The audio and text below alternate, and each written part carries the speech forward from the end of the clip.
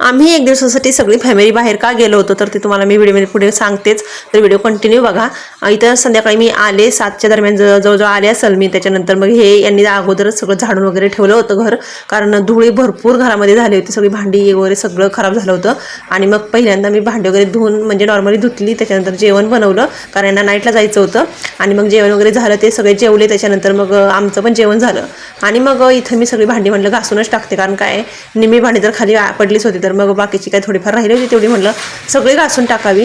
आणि मग बरण्या वगैरे सगळ्या होत्या त्या सगळ्या मी घासायला घेतल्या. म्हटलं एकदा असं सगळं काम करून टाकावं, कारण काय हे काल आहे ना हे सगळं धूळ सगळी झाली होती, कारण हे आमचं प्लंबिंगचं काम चाललं होतं. आणि बाथरूम आणि टॉयलेट आहे ते पाईप त्याचा लिकेज असल्यामुळे शेजारचे आंटी आहेत त्यांच्या घरामध्ये सगळं पाणी जात होतं.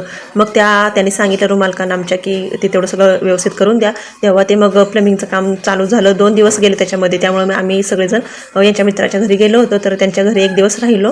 आणि मग सकाळी गेलो म्हणजे संध्याकाळी आलो, तर ते आदल्या दिवशीच या म्हणत होते पण नाही गेलो. आणि मग इथं बघा हे असं त्यांनी करून ठेवलं. आणि बाहेरच्या साईडला तर जिथं कपडे धुवायचं आहे ना हे, तर हा स्पेस इथं फरशी होती तर त्यांनी कोबा करून ठेवला. आता काय माहिती कसं काय होतंय, कारण कोब्यामधून पण पाणी पाझरतं खाली. आणि बाजून सगळ्या फरशा तोडून टाकल्या, किती छान होतं आधी. तर इथं मग सकाळी उठले, त्याच्यानंतर मांडणी वगैरे धुवायला घेतली. संध्याकाळी मी सगळी भांडी वगैरे घासून ठेवली होती, मी अशीच करते कधी आवरायचं म्हटलं तरी.